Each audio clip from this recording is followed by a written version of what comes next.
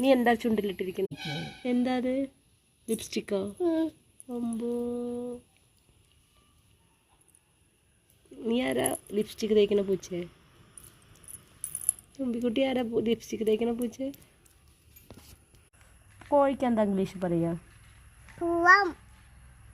പൂവൻ കോഴിക്ക് എന്താ ഇംഗ്ലീഷ് പറയാ?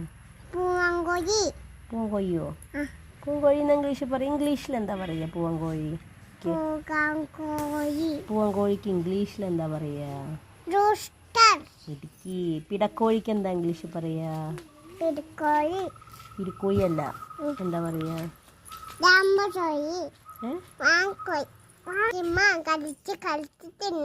എന്നിട്ട്